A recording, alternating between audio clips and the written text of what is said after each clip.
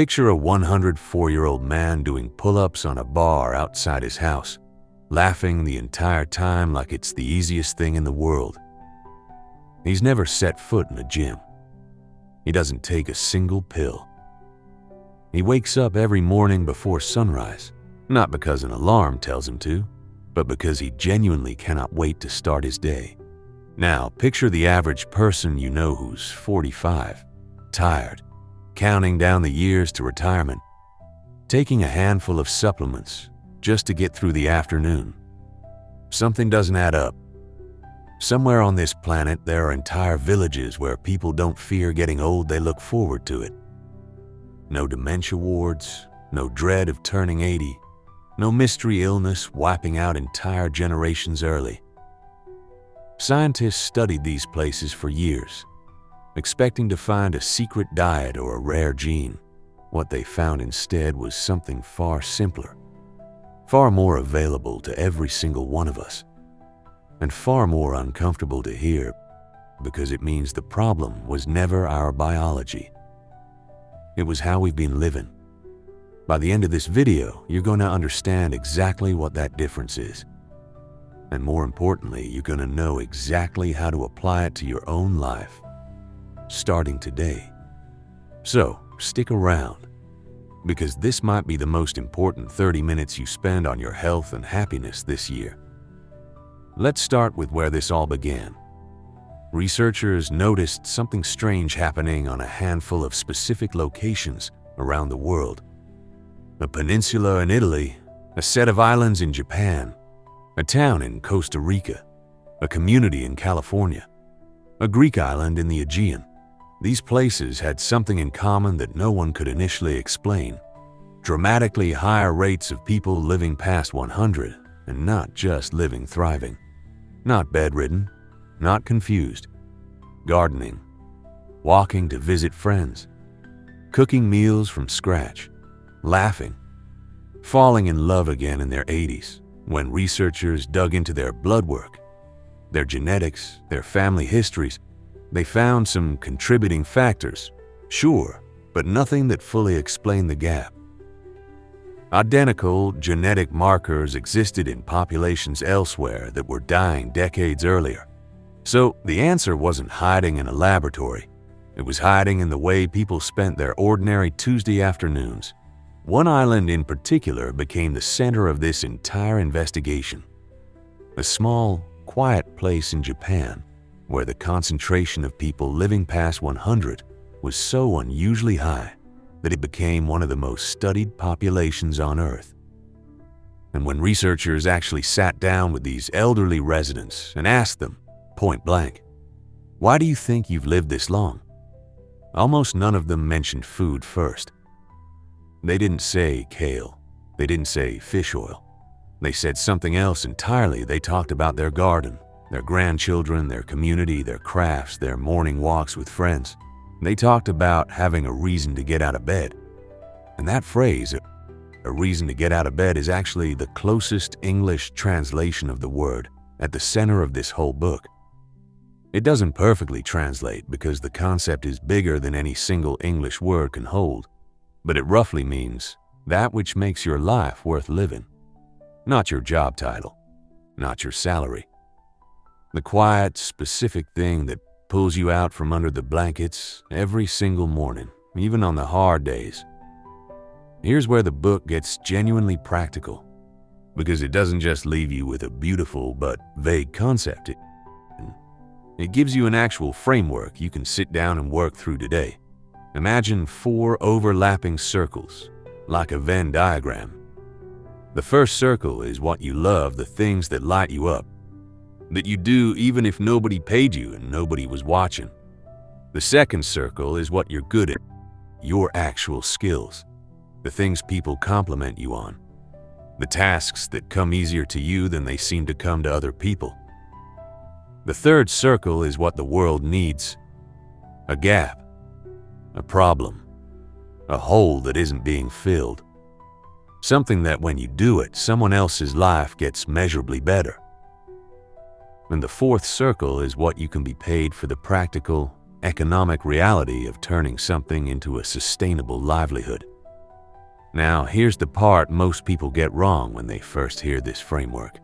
They assume the goal is to find one single activity that sits perfectly in the center of all four circles, some magical unicorn job that satisfies everything simultaneously, and when they can't find it, they give up on the whole idea. But that's not how it actually works. And it's not how the long-lived people in these communities approached it either. For many of them, the four circles weren't satisfied by one job. They were satisfied across an entire life. Their paid work might have only touched two of the circles. Their garden touched the other two. Their weekly gathering with old friends touched something else entirely. Purpose, for most people, isn't a single point, it's a portfolio.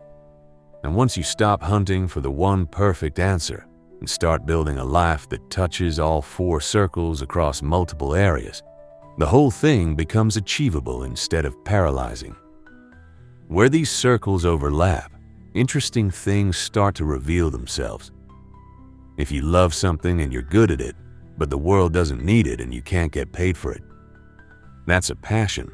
And it's valuable, but it can leave you feeling unfulfilled if it's the only thing in your life, because something is still missing. If the world needs something and you can get paid for it, but you're not particularly good at it and you don't love it, that's a job, and jobs like that are exactly what drain people.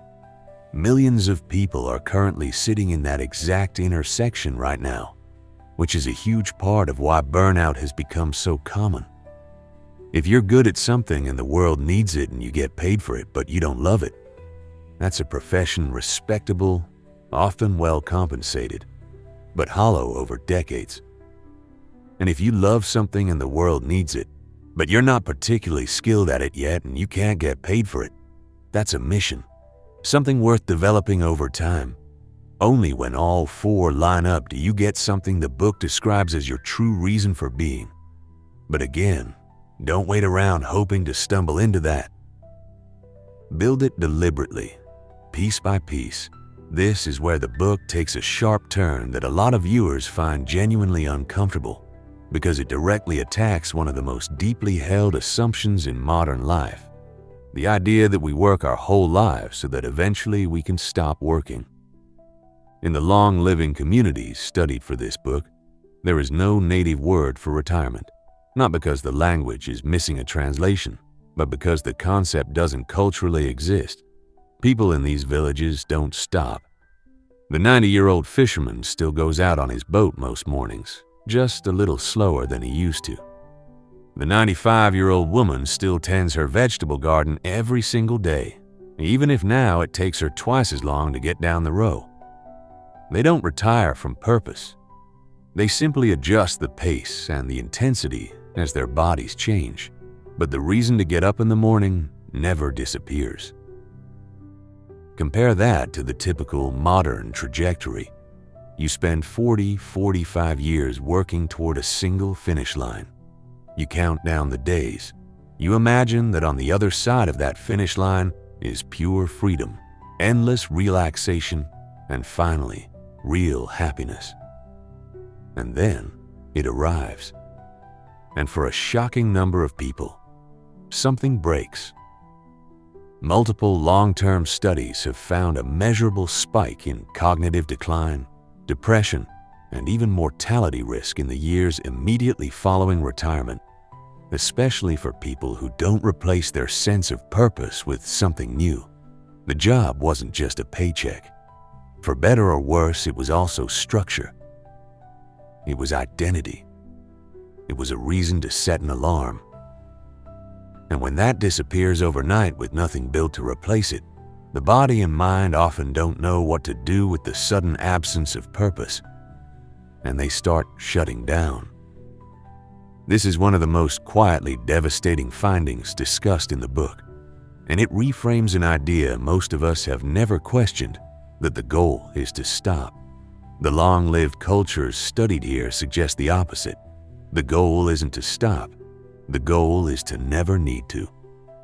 The book also spends meaningful time connecting this idea of purpose to something you've probably experienced yourself without having a name for it. That feeling of being so absorbed in an activity that time seems to disappear entirely. You sit down to do something, and what felt like 20 minutes turns out to have been 2 hours. Your phone doesn't cross your mind once. You're not thinking about your to-do list or that argument from yesterday. You're just fully, completely there. Psychologists call this a flow state, and it turns out this feeling isn't random. It happens under very specific conditions. It happens when the challenge in front of you is perfectly matched to your skill level, hard enough to demand your full attention, but not so hard that it triggers anxiety or shutdown. Too easy and you get bored. Too hard and you get overwhelmed. But right in that narrow, precise middle zone, something almost magical happens in the brain. The long-lived populations in this book experience flow constantly and almost never through anything resembling leisure, the way we typically imagine it. It's not scrolling on a couch. It's the potter shaping clay for the 1,000th time and still finding small improvements to chase. It's the calligrapher perfecting a single stroke. It's the farmer who has grown the same crop for 60 years and still finds something new to notice each season. These aren't passive activities. They are skills, refined obsessively over decades, that continue to offer just enough challenge to stay engaging even after a lifetime of practice. And this matters enormously for anyone watching this video because it suggests something specific and actionable. If you want to build genuine purpose into your life, don't look for the easiest hobby. Look for the one that keeps almost frustrating you in a good way, the one where you keep almost getting it right. And that near miss is exactly what keeps pulling you back. No conversation about longevity from this book would be complete without addressing something that modern life has almost entirely eliminated: deep structural community. On the Japanese island studied most closely, there's a tradition called a moai, which roughly translates to a group formed for a common purpose. Historically, these were groups of 5 or so children who were bonded together at birth by their families, and that bond lasted for the rest of their lives. They supported each other financially in hard times. They met regularly, sometimes for decades, just to talk, share a meal, and check in on one another. If one member fell on hard times, the group quietly absorbed the cost. If one member fell ill, the others showed up. This wasn't a casual friend group you might text occasionally. It was closer to a second family, chosen and maintained deliberately over an entire lifetime.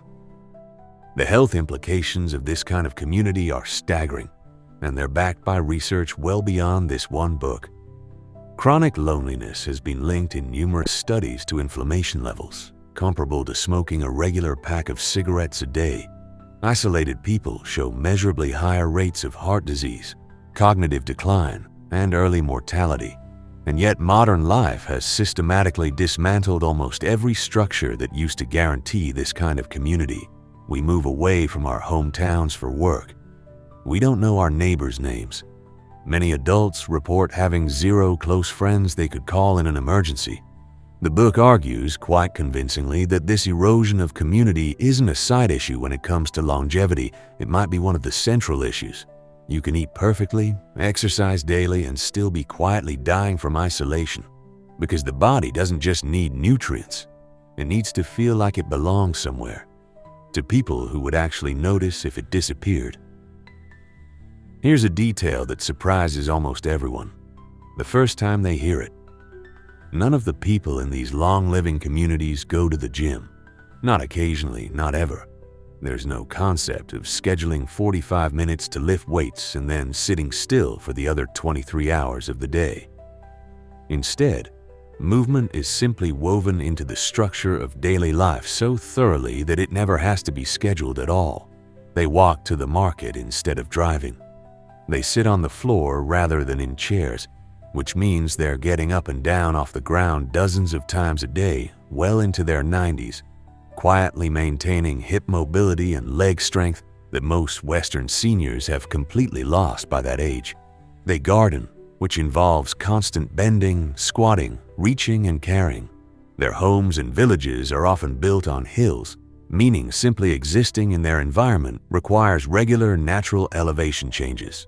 This connects to a broader theme running through the entire book that most of what keeps these communities healthy isn't the result of intense, deliberate effort. It's the result of an environment that makes healthy behavior the path of least resistance. Compare that to modern life, where we've engineered movement almost entirely out of our daily routines and then have to consciously, willfully schedule it back in as a separate activity called exercise. Something we often dread, skip, or feel guilty about. The book's implicit challenge to the viewer is this: instead of trying to force more willpower into a life engineered for stillness, what if you redesigned pieces of your environment so that movement became the natural, easy default again? Take the stairs because your desk is on the 3rd floor and the elevator is annoyingly slow. Walk to the coffee shop instead of driving. Sit on the floor while you watch television a few nights a week. These aren't dramatic changes, but small environmental shifts compound dramatically over years and decades. When it comes to food, the book is refreshingly unextreme, especially compared to the diet culture most of us are swimming in constantly. There's no elaborate meal plan, no expensive supplement stack, no complicated macro tracking. The dietary patterns across these long-living communities share a few loose, simple threads. Meals are built primarily around vegetables, legumes, and whole grains, with meat appearing more as an occasional accent than a daily centerpiece. Portions tend to be smaller than what most Western culture considers normal. And there's an old practice on the Japanese island of stopping eating at around 80% full, rather than eating until completely stuffed. A habit that, on its own, has been linked in research to meaningfully lower rates of metabolic disease over a lifetime. Meals are also, critically, rarely eaten alone. Food in these cultures is almost always a communal, unhurried, social event, not something consumed at a desk between emails. But the book is careful to point out that no single food is presented as a magic bullet, and it actively pushes back against the idea that longevity can be reduced to a shopping list. What seems to matter more than any specific ingredient is the overall relationship these communities have with eating. Slow, social, moderate, and largely free of the guilt, anxiety, and obsessive tracking that defines so much of modern dieting culture. Stress itself, it turns out, does measurable physical damage, and a diet eaten in a state of constant anxious calculation may do as much harm through that stress as any specific food could do good. This is a genuinely liberating message buried inside a health book. The suggestion that peace around food might matter just as much as the food itself. Stress reduction gets its own dedicated attention in the book, and this section leans heavily into practices most Western readers will find almost foreign in how unhurried they are. Many of these communities build regular, unstructured pauses into their days, sitting with tea, watching the sunset, sitting quietly with an elder just to listen to their stories. There's no productivity attached to these moments, no goal being optimized.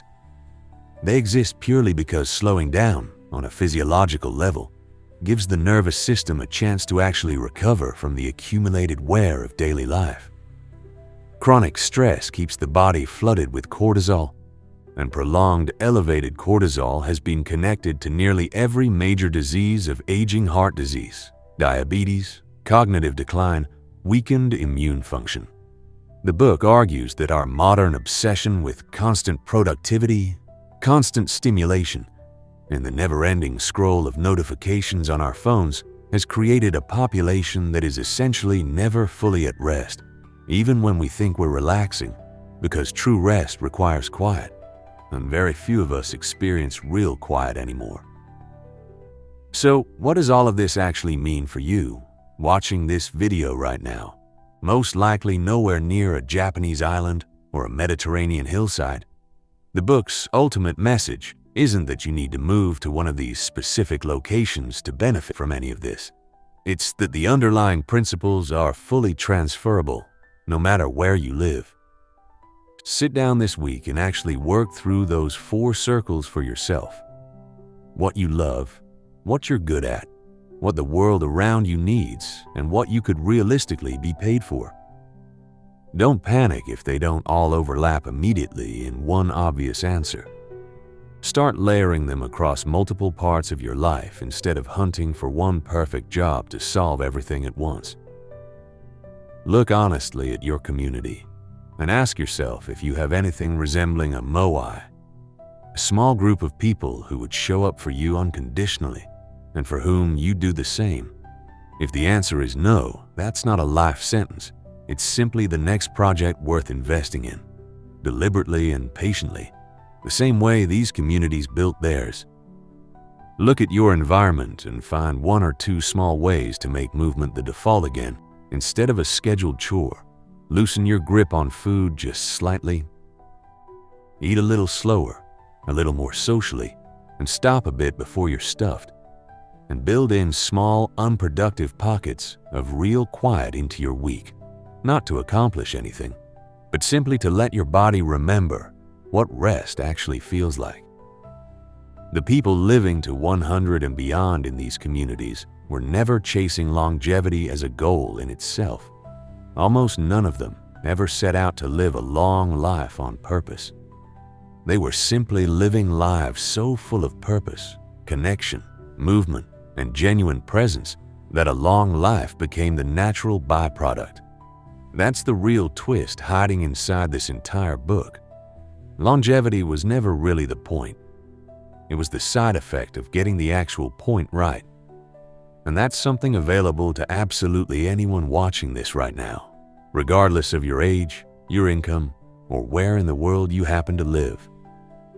If this video gave you something worth thinking about, the full book goes into far more depth on every one of these ideas, and I genuinely recommend picking it up.